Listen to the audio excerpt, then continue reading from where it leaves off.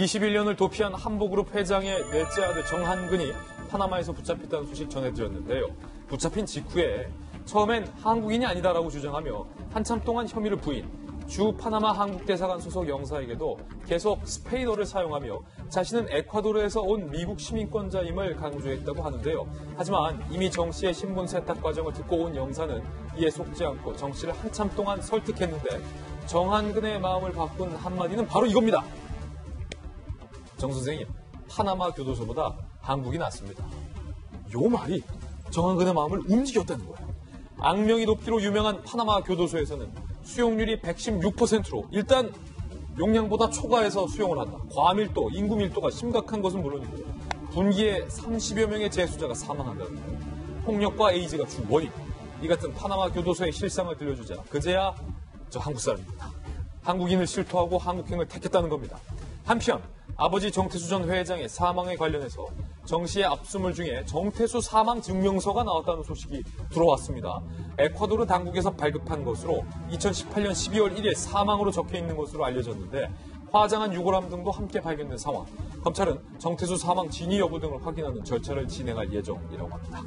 일단은 검찰 얘기부터 좀 확인해야 되기 때문에 전직 검찰에게 묻겠는데 아들의 소지품을 압수수색하던 중에 아버지 정태수 사망 증명서가 나왔다. 이거 지금 검찰에서는 일단 의심하고 보는데 진짜일까 가짜일까요?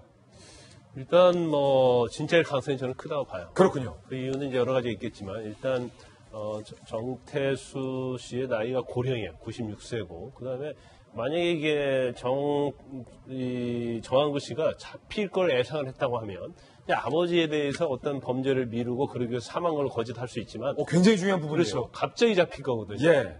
그런데 또 한 가지 의문점은 왜 사망 관련된 서류를 몸에 지니고 있었을까? 예. 그러면 에콰도르에서 출발을 하면서 그 당시 그 시기 때쯤 사망을 했기 때문에 사망 진단서를 가지고 출발한 것이 아닌가 이렇게 생각이 들고요.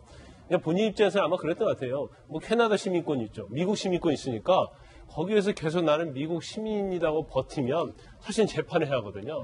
그러면 파나마라는 곳이 사실은 굉장히 열악한 곳입니다. 특히 동남아랄지 남미의 교도소는 굉장히 무법천지예요. 그래서 파나마 같은 경우에는 1분기에 한 30명 정도가 사망을 하고요. 그다음에 이 범죄인이 워낙 많기 때문에 한 120% 정도를 수용한다고 그래요. 그러면 그 안에서 있는 것 자체가 굉장히 괴롭죠. 이게 만약에 유럽이나 우리가 세월호와 관련해서 유섬날 수 있잖아요. 프랑스 같은 데는 외국인에 특별 대우를 해줍니다.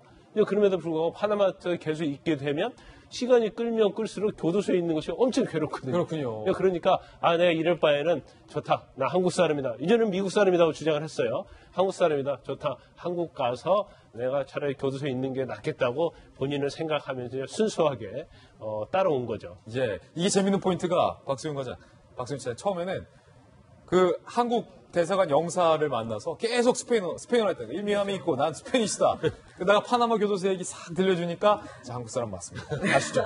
했다는 거예요. 파나마 교도소가 그렇게 무서워요? 파나마 교도소 제가 그래서 사진을 한번 찾아봤어요. 그래요? 이 파나마라는 나라가 이 북아메리카와 그 남아메리카를 이렇게 이어주는 곳에 이렇게 위치를 했어요. 그러니까 워낙 좀 덥기도 한 곳이거든요. 그래서 파나마 교도소를 봤더니 저곳은 굉장히 시설이 양호한 곳 중에 하나인 것 같은데요. 저게 아니고 완전 저는 거의 필리핀 교도소를 보는 것 같은 모습이었어요. 거의 기본적으로 상의는 거의 안 입은 곳도 많고요. 상의 같은 경우에는 워낙 이렇게 더운 나라다 보니까 시설이 지금 보시는 것처럼 시설이 굉장히 열악해요. 에어컨도 없는 것 같고 다들 따닥따닥 이렇게 붙어 있고 밥 먹는 장소도 제대로 있지 않아서 그냥 식판 같은 데 이렇게 밥을 받는데 밥도 그냥 통 하나에 이렇게 그냥 다 같이 얹어서 줄 정도로 굉장히 열악하고 덥고 그러다 보니까 또 아까 말씀하신 것처럼 과밀도도 높잖아요. 그러다 보면 싸움이 더 쉽게 생길 수밖에 없죠. 그렇죠. 예, 그런 상황이다 보니까 아마 그곳에 있을 바에는 한국에 가겠다라고 생각한 거 아닌가 싶습니다. 예, 모르긴 몰라도 이 한국 대사관 소속 영사가 상당히 전략을 잘 짰던 것 같아요. 저희는 60초 광고 후에 힐링 뉴스로 돌아오겠습니다. 잠시 후 저와 함께 힐링하시죠.